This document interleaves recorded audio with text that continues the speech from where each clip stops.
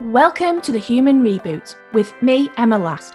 We have uplifting, inspiring and diverse reboot stories from people sharing the courageous, honest, authentic and sometimes difficult life lessons. The Human Reboot will provide proven mentally flourishing formulas and practical tips to help you to live life to the full, giving you direction and hope. Make your mental fitness and well-being a daily priority. Learn to pause so that you can get clear and perform at your best. Switch off to switch on. It's time for your human reboot. Before we start this episode, it may contain conversations that may be triggering for some listeners. If you feel that might apply to you, you can check the show notes for more details. Today's guest on the Human Reboot is Colette Stevenson. Colette is a graphic designer. She is a feminist, anti-racist, neurodivergent cis woman, a staunch LGBTQIA+ ally, and a committed advocate for childhood and children's rights. At 45, she learned that she has ADHD, which we will talk a little bit more about. She lived in Japan for 15 years and she is now based in the UK with her husband and her son. And poverty is something that Collette, has lived with, and we will see that as part of her amazing story. So welcome, Collette. Hi, Emma. Thanks so much for inviting me onto this podcast. I'm very excited to be here. Well, we met, 2019? Probably 19 or 20, probably on the cusp of the two. Yeah. Definitely. Yeah. So we were in a group together actually around technology. That was something that I was trying to work on in my business. So yes, that's how we met then. So tell me a little bit more about what you do, Collette. Well, I design stuff, in short. If I'm talking to kids, I tell them that I make pictures for a living and they think that I've got the dream job. But basically, that's what I do. I work predominantly with colours and brands who are looking to have a brand refresh or look to improve their online profile through the use of colours and visuals. So I do a lot of colour work and a lot of font work. I also design logos for people. But most recently, I have gone into Instagram design, which is a very new field, but a very exciting field, and it's generating a lot of interest. Yeah, it looks amazing what you're doing, really does. And it's come, I think, very much from a place when we discussed it, from a place of, simplicity and making things easy for people, which I absolutely love. Yes. So it started mostly because of my ADHD. I can't plan, right? The way it affects me is I really struggle to plan. I really struggle to think ahead. I really struggle to stay consistent because I always like the new thing, right? But as a graphic designer, I also needed to showcase my work. And I work predominantly with educators and early years educators who spend a lot of time on Instagram. So I thought I needed to, do something with Instagram, but I hated it, in all honesty, because I felt like I needed to post all the time. And then I had to have this certain look. And my Instagram feed either looked like everybody else or it looked like a mess. And I couldn't get this happy place where my Instagram feed looked like me, but also looked consistent without me having to do a whole load of planning. I didn't want to have, the first post being white and the next post being pink or something like that. I wanted something a bit different. So I developed a system that worked for me and meant that I don't have to plan, weeks in ahead. I can just post as and when I feel like it, but have a feed that is stand out. And, so exciting. And that's been launched? So I did it for myself. And then in March this year, I went into partnership with Helen Pritchard, and Post2Grid was founded at the end of March. And I think we're onboarding our first clients now. Oh, exciting. So we're on the Human Reboot podcast. So please would you share with me a time when you have navigated challenge or change, and as we call it, your reboot story? Yeah, it's kind of a big story for me personally. So I think for a lot of people, we don't necessarily always have one reboot story. We might have multiple. And sometimes our reboot stories are interlinked and they help us with our next reboot. So this morning before this podcast, I thought, oh my goodness, I don't know if I can talk about being rebooted because I feel as though I still have to reboot to get to the next level. So I don't think that it's a journey that's finished. But when I look back on my life, there was a significant time in my life which I am often reluctant, and in fact, very reluctant to talk about, where I experienced quite a large trauma. I was a teenager and I didn't know how to process it. And I didn't want anybody to know. There was a lot of shame around it. I was sexually assaulted by 4 guys on a crowded street and nobody helped. Somebody, I remember, stopped to take pictures.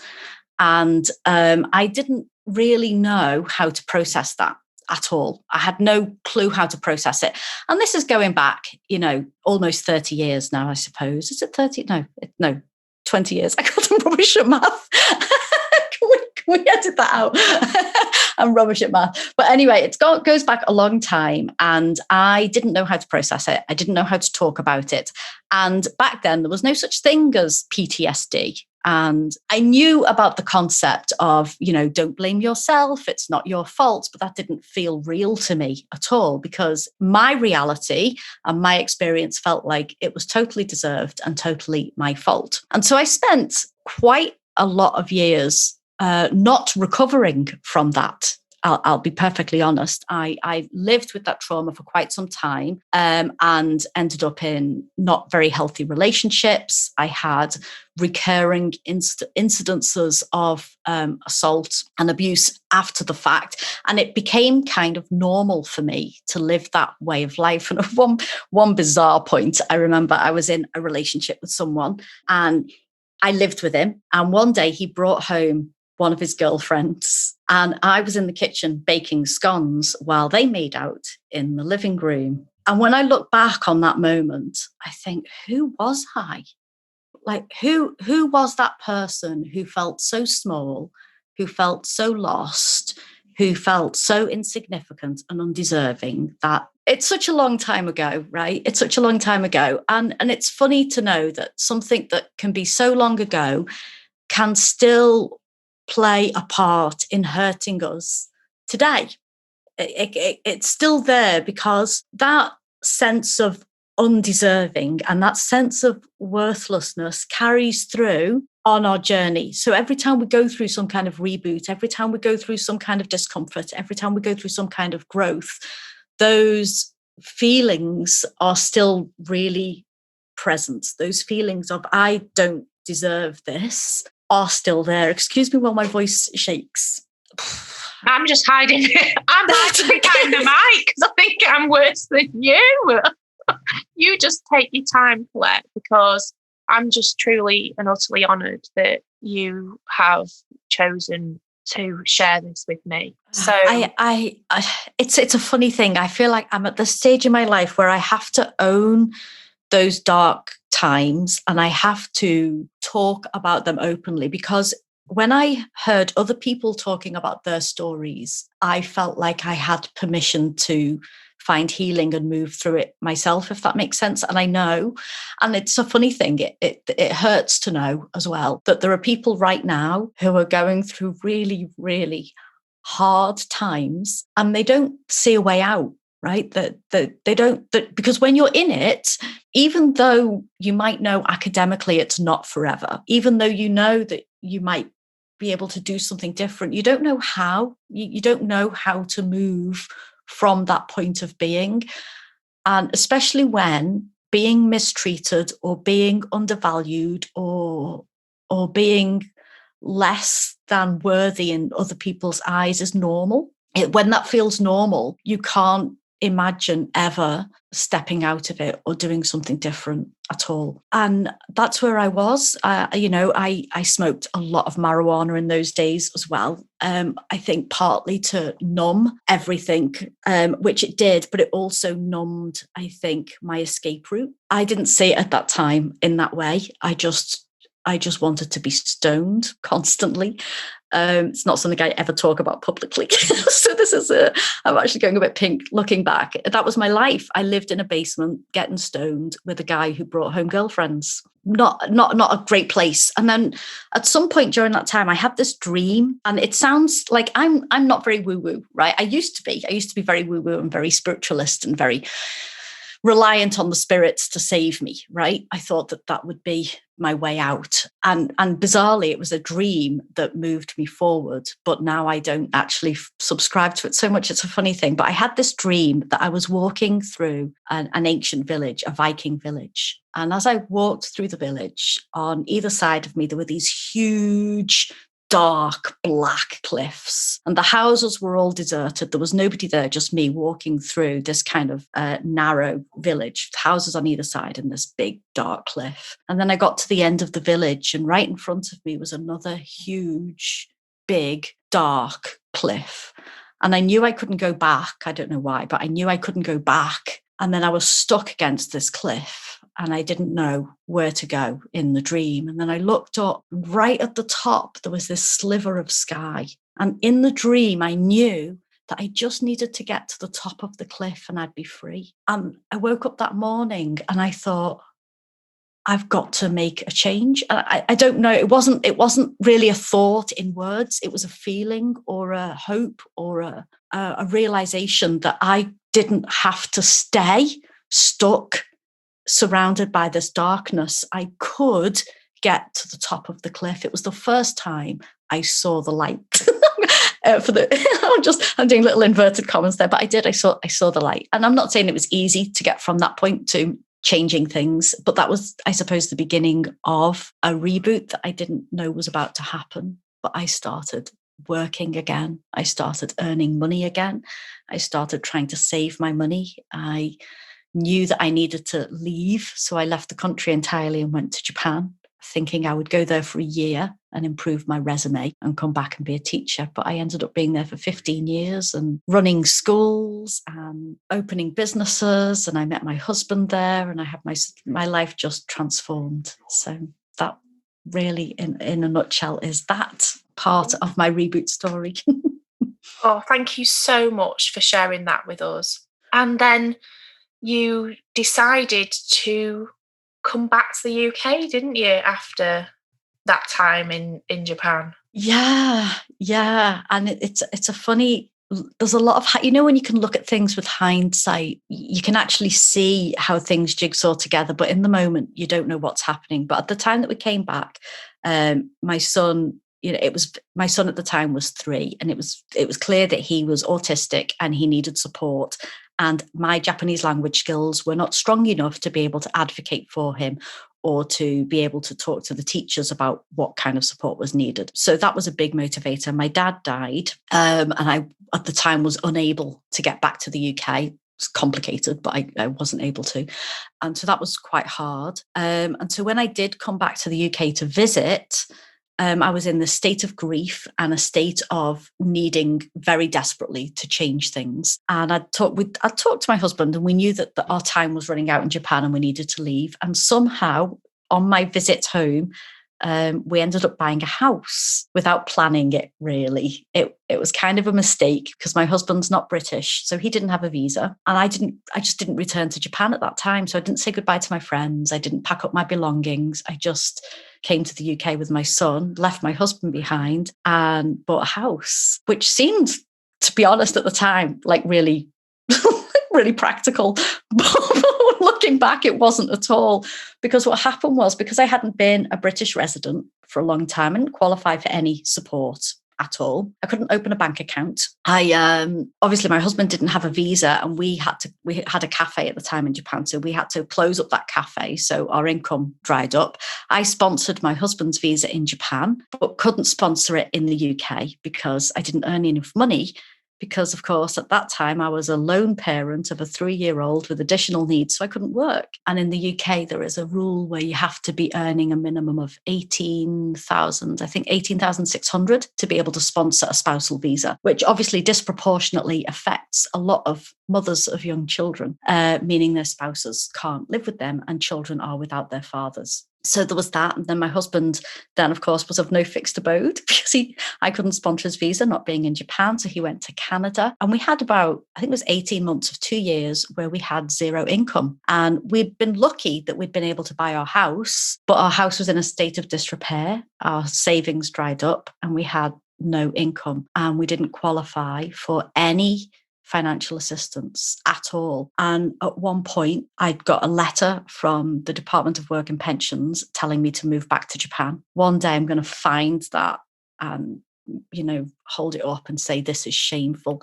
My mental health deteriorated rapidly. And I did not know how to feed my child, which brings a lot of shame, a lot of fear, a lot of anxiety. There was just so much wrapped up in that. And I called a crisis line and I was like, you've got to help me. I don't know how to feed my son.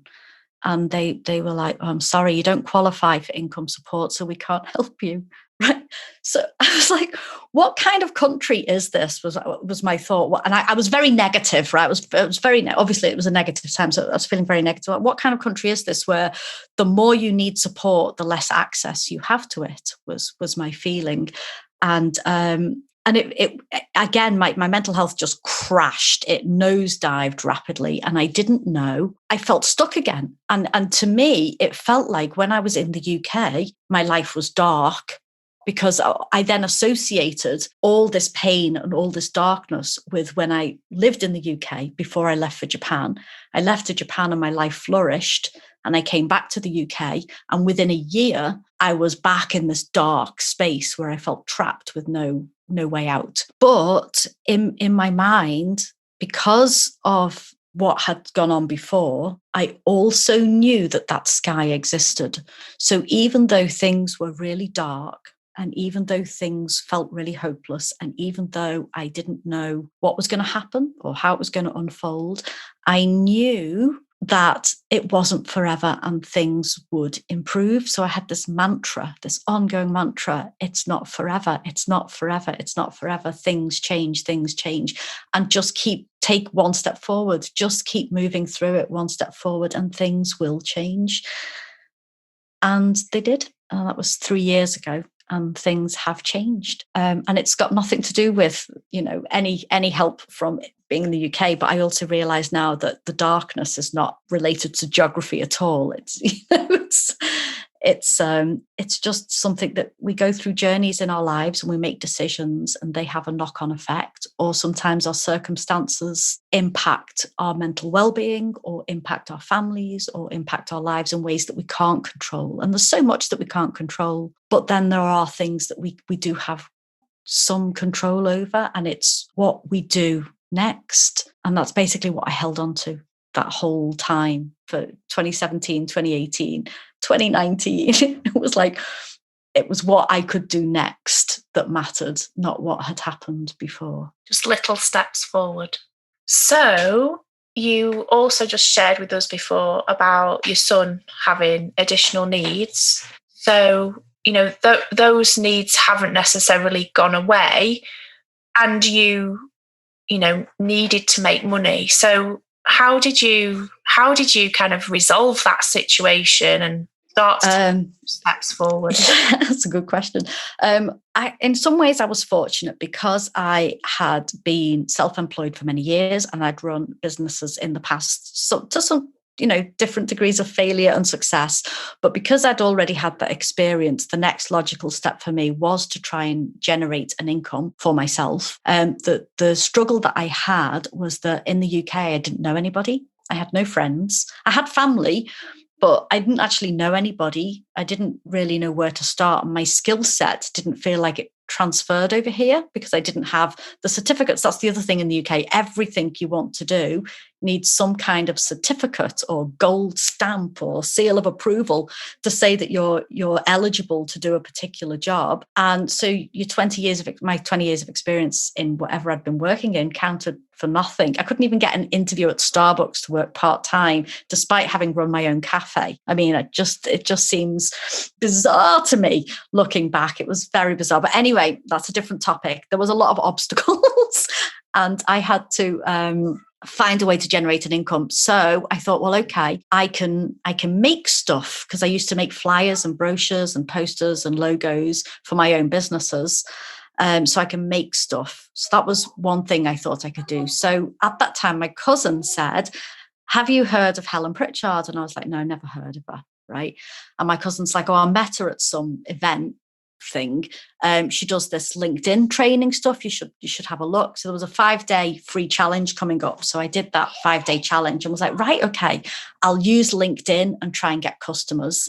So I went on LinkedIn and started advertising that I could help educators make resources, and I got a client, and I was like, oh my God, this is magic, right? So that was kind of my first kind of set of income from a it was a good contract I got from LinkedIn from that, and I used that money to feed my son for the next couple of months, but also to then invest in my business so that I could take payments more easily online. So I bought a shopping cart system from that. And I felt really bad because I felt like, my son needs clothes and I'm putting this money into a shopping cart system. But then I also knew that if I needed to make more money, I needed to make it easier for people to buy from me. So that was kind of that part of the journey. And also my mum was in a ladies' chorus or a women's chorus, and they needed help with their social media. So they hired me to make their social media posts for them. So I did that for them, which was a nice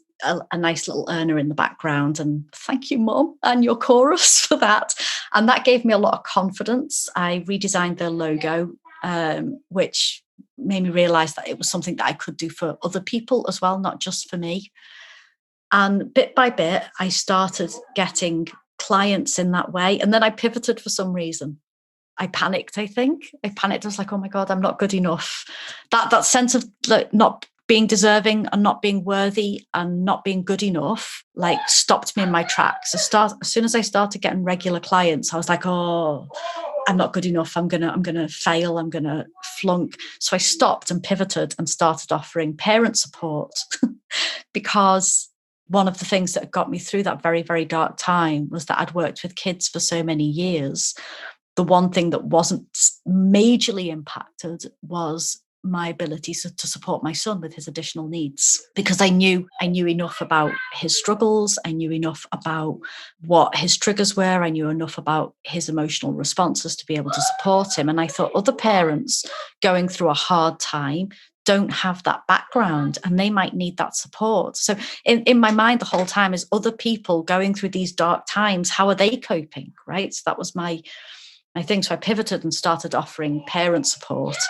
And then so then of course my income dropped again and I had to spend another 6 months building up a new client base. And then as those clients started to come in, it pivoted back. And I just kept changing and flipping and flopping. Again, that sense of I'm not good enough, I don't deserve this.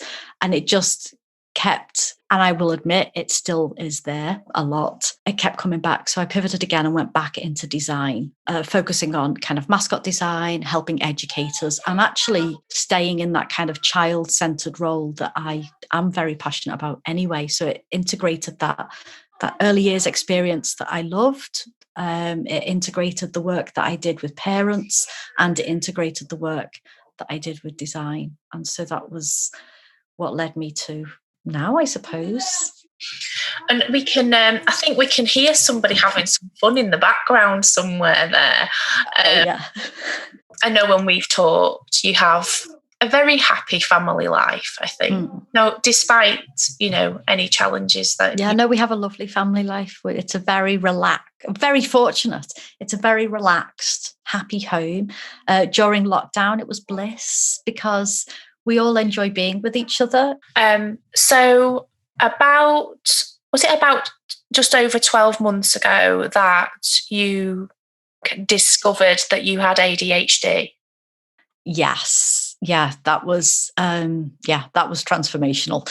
So when I realized that my son was developing in his own way, I did a lot of reading, and I'd already worked a lot with children, with autistic children, children with ADHD. I used to do respite care, and so I worked a lot with children with different needs, different abilities, differently abled children. So it was quite easy for me to recognize in my son that he was not following a typical developmental path. So I did a lot more reading. But what I did differently than I did when I was an educator or a caregiver was that and I'm ashamed now looking back, was that I got in touch with and I joined groups of adults, autistic adults and neurodivergent adults, right? Now, beforehand, all my knowledge came from other educators or medical professionals or books that explained what these conditions were, right?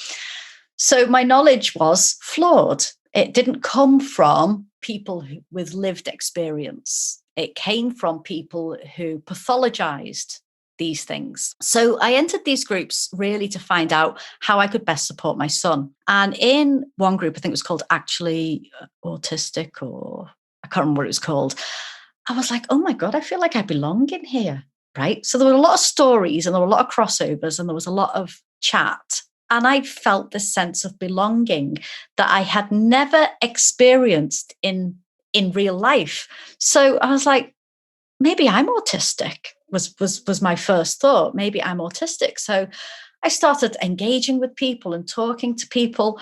And yes, there was a lot of similarities, but there were enough differences for me to think, well, I'm not autistic. So, for example, I am actually quite good at reading people generally and knowing, what's going on in that way. It's not something I've had to work hard with. And I never got that. There was a lot of language that was used that people often refer to, that they grew up feeling a bit like they were an alien or like growing up in a different culture. I never really got that, but I always felt that I was outside of everybody else.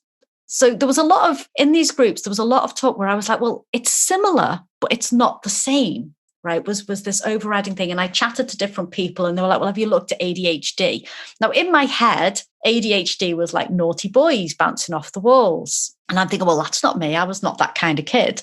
So I dismissed it, as you do when people say, why don't you look at this? And it's really good advice. And you're like, nah. So I swiped it away and ignored it because for me, I was like, well, my son's autistic, so I must be autistic too. And I kind of clung to this, I think, because I wanted to be able to connect with my son. I wanted my son to grow up feeling, taking ownership of his neurodivergence and feeling proud of the way he thought and the way he processed the world, and not have the way that he sees the world pathologized in some way. So I thought, well, the easiest way to do that is for us to connect. Like, if I'm the same, then obviously we can connect and we can talk about it. But over the years, I realized that actually I'm just the way he processed the world and the way he interacted with his toys, or the way he learned to speak. It was very clear that we were not the same in many, many ways. And then I was doing a LinkedIn Live, obviously. So there's a whole load of crossover here, isn't there? There's a whole crossover. So there I am trying to grow my business and trying to do my different things. And I not a live, I just did a recorded video on LinkedIn. So I did a video on LinkedIn and somebody sent me a message saying, I've been watching you on LinkedIn. Do you have ADHD? And I was like, no, I might be autistic though. And she said, no, you're not autistic. She said, I think you need to look into ADHD. She said, the way you move and the way you talk is very reminiscent. Do you want to get on a call? So I got on a call with this woman, and God, I wish I could remember her name. This is a thing, right? It's like an ongoing, recurring pattern, right? I just don't remember names. I got on a call with her and I talked to her and I was like, oh yeah. And she made some good points and she explained to me a little bit more about ADHD and how it's different in women and girls. And I was like, okay, maybe I'll look into it. And then I sat on it again for a few more months, but I told my husband and he said, you know what, it makes sense. So I started looking into it and reading about it. And then I read Janet Murray's blog about when she'd been diagnosed at 45 with ADHD, and she'd listed all these different points. And I was like, oh my God. And so I joined ADHD groups and I spoke to women who were diagnosed with ADHD. And when I talk about the connection that I felt when I joined these autistic groups, it was that magnified by 100,000. I didn't have to explain myself anymore. I didn't have to justify anything. I didn't have to do anything. It was okay. The fact that I have no clue how to start a task. I don't know if somebody gives me a task, I don't know how to start it. Fine if I'm plopped into the middle of it, but I don't know how to start it, and I don't know how to finish it either, actually. But I'm fine in the middle, and I love new things. I love the idea of new things and creating new things and having new ideas. But if you say to me, like, actually today I have to call HMRC, for example, I will not know how to make that phone call, even though it's the easiest thing in the world, right? I can't do it. It's really hard. There's like an invisible barrier. I wrote a post about this the other day, actually. An invisible barrier to simple tasks: laundry, dishes, tidying my desk, whatever it is. It's impossible. And when I used to run like it was 11 schools, 12 schools in Japan, and I thought it was perfectly normal to spend my whole weekend planning my schedule and moving things around and organizing things so that I could do my job. Well, apparently, neurotypical people can just do their job without spending the whole weekend planning how to do their job. And I didn't know that other people don't have to jump through hoops to do certain tasks. But the plus side is that because I start in the middle and I pull strands in rather than starting from the edge and working my way in, it means that I process information in a really different way, which helps me massively in the work that I do. So, and knowing that has helped me massively. So it was probably around a year ago that I realized conclusively that I'm going to say I am ADHD, because it's the way my brain is. It's not a condition that I have. It's just an is. So I am ADHD. And when I discovered that and realized that I was not alone and realized that I was not flawed and there wasn't something wrong with me, it made this massive, massive leap in terms of that sense of not feeling like I deserve anything. It stepped me up. It gave me perspective, and it's helped me. It's just helped me understand what I can do and also set limits on what I can't, and just say, I can't do that, and not feel bad about it. So that whole realization of, this is what I'm good at, these are my strengths, these are, my brain works in a different way, and that's okay, it's almost like, I don't know, a key to a treasure chest has been opened, and Colette's ideas are starting to flow out, and you can ask for the support that you need on the things that perhaps you don't think that you find as easy, or you might not be as good at, because actually what you've been creating in the last 12 months or so it's phenomenal. It really is such a transformation. Yeah, I think the last 12 months have been, I don't think there's a word for it, to be honest. I think I was set free. I'm not going to lie. I'm going through a lot of discomfort right now and a lot of, those old kind of blocks and those old kind of ideas of not being worthy and not feeling like I deserve great things are coming back. And I'm having to work constantly to remind myself that actually, if I was talking to anybody else, I would say, of course you're worthy. What are you talking about? Everybody is deserving of good things. Everybody, including me. And I think that's the hard thing to come to. But the other thing I struggle with is praise, right? And I think it's related to that sense of, when in kind of, I suppose in your formative adult years, when you are abused or mistreated, or I was going to say made to feel, but I don't think people set out to make people feel a certain way. They just don't respect you. But when you spend your formative adult years being trained, I suppose, to be less than other people, it's really hard to then accept that other people might see value in you. And so people will say, oh, wow, your work's good, or wow, your work's great, or wow, that's a brilliant idea. And you feel, it doesn't feel real. And I find myself shrinking away when people say good things. And that's something I want to work on. I read, coincidentally, I read a really good quote this morning, and now I have to remember it. It was, humility is not thinking less of yourself. It's thinking less about yourself or something. Oh, I have to find it.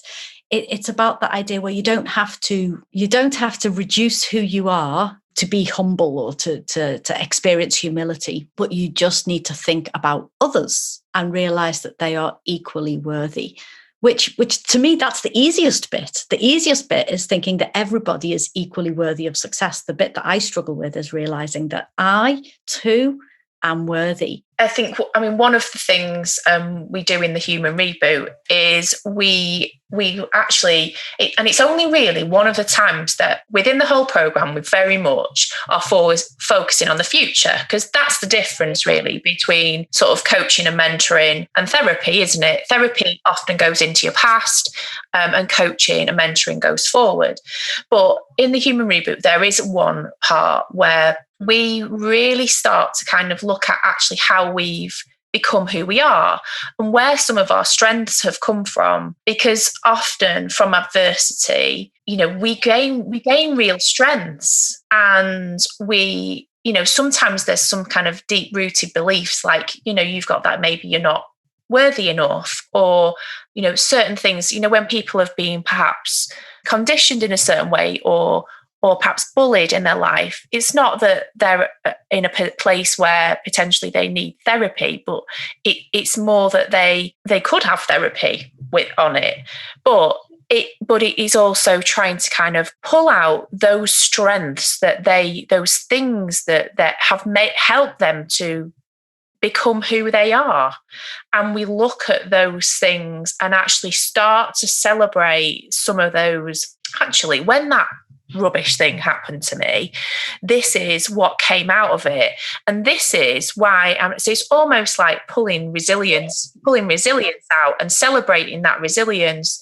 So yeah, I do absolutely get where you're coming from, but that might be one exercise that might be quite helpful for you to really kind of think about actually how those things that have shaped who you are, and it might be and those strengths that you've got and where they have come from. Because sometimes actually when you revisit that and look at it and go, yeah, this is really good. And often if I was to say to you, Colette, what are your strengths? And this is some of the things. So actually I had a coaching session this week and with one of my groups, and I was saying, so tell me, what are your strengths? And it's really interesting because people go, oh no, I can't do that. I haven't got any. I can't do that. Can't do it. So, because we don't like talking about, it's just, we sometimes find it really difficult. So what I'm saying is what you're talking about really does make sense, and you're really not on your own. And, we can really pull out some of those like key, amazing. I mean, it's amazing what you've overcome. And I know you're probably feeling really weird because I'm now like being slightly gushing about you, but also sometimes accepting a compliment. And this is sometimes something that we have to learn to do as well. It's just take it as a gift and accept it. Pause. Don't say anything. Just accept it and breathe when someone's giving you a compliment. So yeah. Anyway, let's move on to the next section then. So you've talked to us and you've said, I am ADHD, which switching off for someone with ADHD can be more complex for people that, aren't, neurodivergent. So how do you switch off so that you can switch on and perform at your best? Oh my God. I don't know if I switch off. I'll honestly, it's not something I've ever mastered. I think perhaps had I understood about ADHD, more than a year ago, or, more than 5 years ago, maybe I would have developed some strategies, but it's still quite new to me in understanding what's been going on and why perhaps I struggle to sleep, or why my sleep is very busy. Right. I'm busy in my sleep. Apparently, according to my husband, I'm very talkative. I move around a lot, even when I'm sleeping. So my sleep is very busy. So I don't know if I do switch off, but something that I have started doing recently is self-hypnosis. And I'll be honest, I was skeptical. Right. I was skeptical. And people say you can't be hypnotized if you don't believe it. Right. But I was skeptical, and yet it still held power. Now, somebody sent me a link to, I'll find it and you can put it in the show notes if you want, but I've got no idea what it's called now. And it was a self-hypnosis YouTube video. And she said, try this, it might help. And I was like, yeah. It's horrible. I'm always skeptical, right, as well. I'm very resistant to I suppose support. I don't know why. Anyway, that's just another issue, isn't it? But she'd sent me this video and I thought, well, just take it, accept it, see what it's got. So even though I'm skeptical about things, I'm still happy to try them. So I opened this video up and I was like, yeah, okay, let's see how this goes. Now, one of the reasons I was skeptical is because if I do meditation, I come from a theatre background, right? So we used to do meditation at university. It was just part of our course. I never felt relaxed, ever. I was always just busy. Like I found it very uncomfortable doing meditation. So I felt the same going into self-hypnosis. It was this, breathe deeply. But I tried it and I did the visualization stuff, and I did the whole walking down the steps thing in this video. And I followed the process and I followed the steps. And the next day I woke up and felt amazing. And I felt like I'd slept. And I was like, oh my God, I think that worked. So I did it again the next night. And again, I slept. And I was like, I said to my husband, I said, oh my God, I'm in love with self-hypnosis. So I started taking it more seriously. And I started kind of brainwashing myself to think certain things, right? Or believe certain things. And that was perhaps the beginning of March, end of February, beginning of March time this year. And I'd signed up to do the sales call, and I had to, on day 3, it was like, ask questions. Now, usually, although I'm quite, verbose online and I talk a lot online, I'm also quite shy and socially awkward.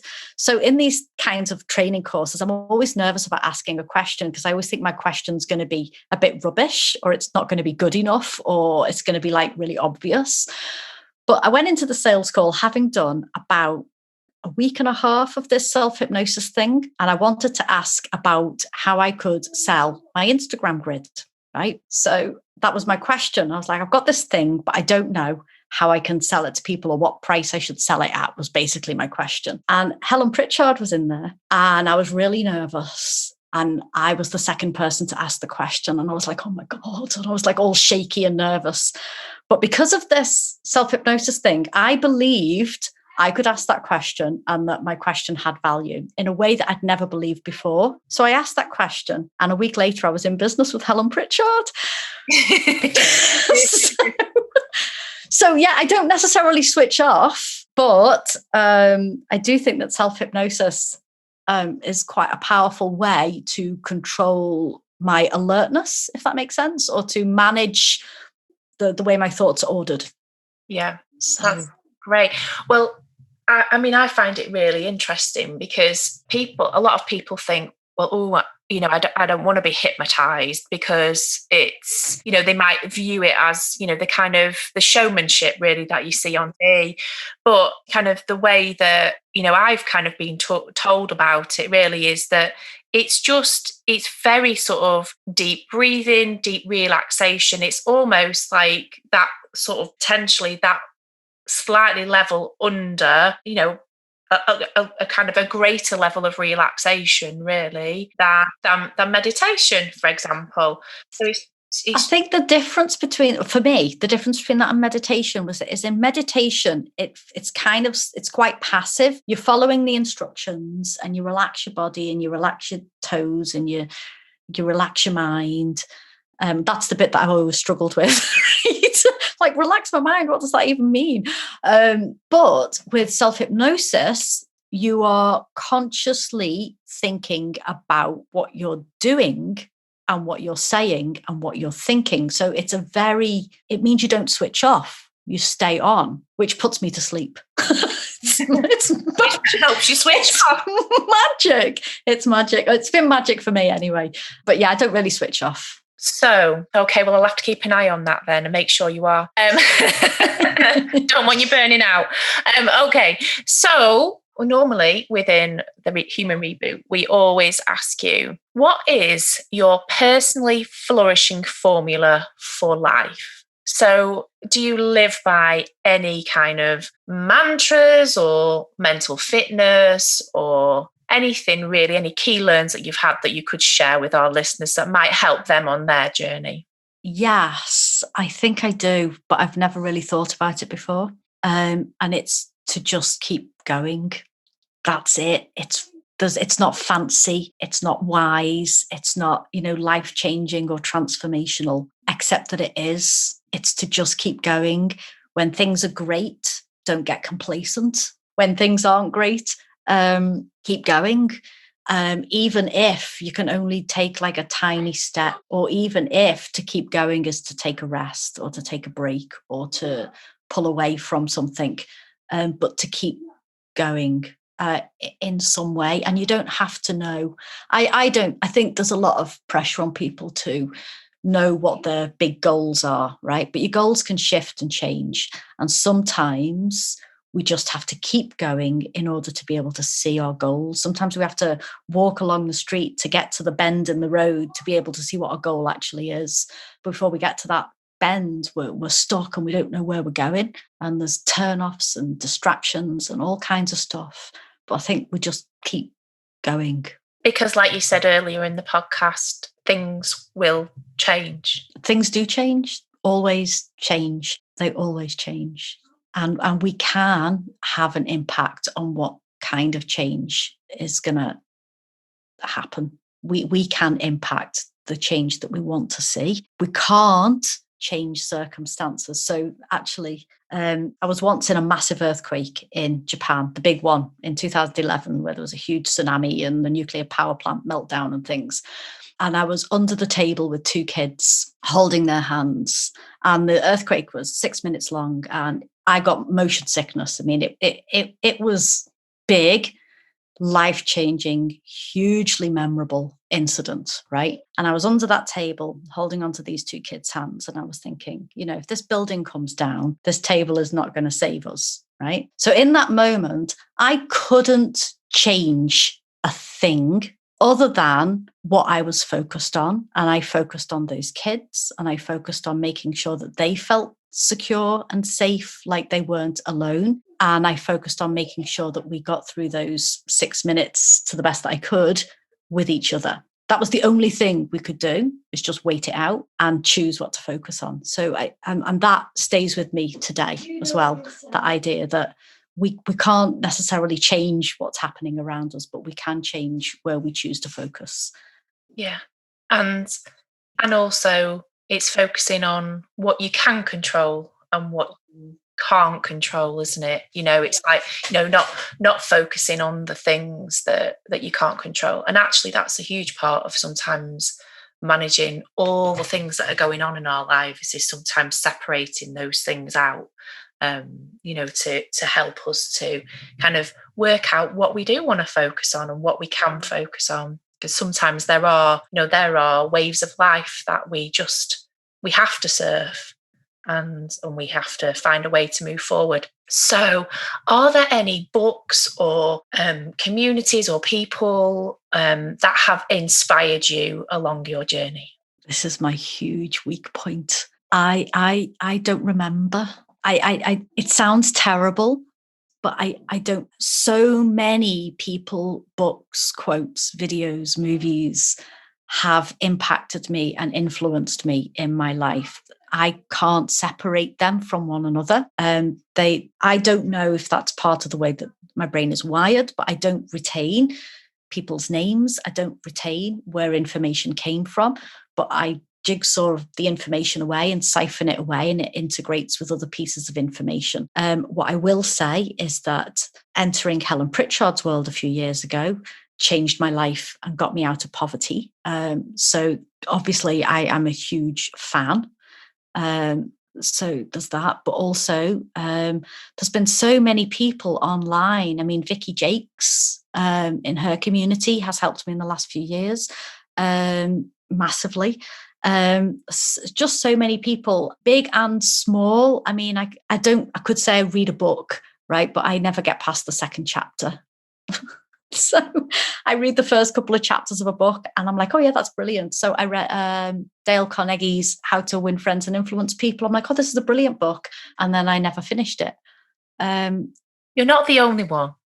But you know, it's absolutely all right to take bits of information from different places and formulate them in your brain however you want to, and, you know, or however you can. And because actually all helps contribute to who you are, doesn't it? It does. I mean, I think, you know, if people say, you know, who influences you, I just say, well, whoever you choose. It can be anyone. My mum influences me. My dad influenced me.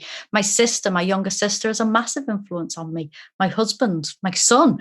My son is a great influence. Right now he's 7 and, like, you know, beautifully arrogant. He's like the best at everything in the world. He's the fastest in the world and the strongest in the world. And, you know, it's a wonderful thing to be 7 and brilliant at everything. I find that inspiring. Oh, and well, he's obviously taking after his mum then. I got that. He's going to get her accepting some compliments, can you see? We'll work on that just while we're even on the podcast. But anyway, never mind. Right. So thank you so much for joining me today. Colette, if anyone wants to find out more about what you do, what's the best way of them contacting you? Probably LinkedIn. I should say Instagram, actually. I should say I'm on I should say follow me on Instagram, but you can get in touch with me on LinkedIn. And is that that's Colette Stevenson? It's under your... Yeah, Colette Stevenson. Yeah, in fact, if you just do the whole LinkedIn /in/Colette Stevenson, I'm there. I'm the one. I'm Facebook. You can find me on Facebook as well. I'm everywhere except Twitter. Yeah, with me on that one. So we'll pop Colette's details in the show notes. Thank you so much for joining me today, Colette, and for sharing your story so vulnerably. Thank you for inviting me, actually. It's been lovely. Thank you for listening to the Human Reboot podcast. I'm Emma Last, and if you've enjoyed this episode, please leave me a 5-star podcast review and visit thehumanrebootmovement.com, where you can find downloadable free resources, sign up to my mailing list, or connect with me on social. So that's thehumanrebootmovement.com. Let's switch off so we can switch on. It's time for your human reboot.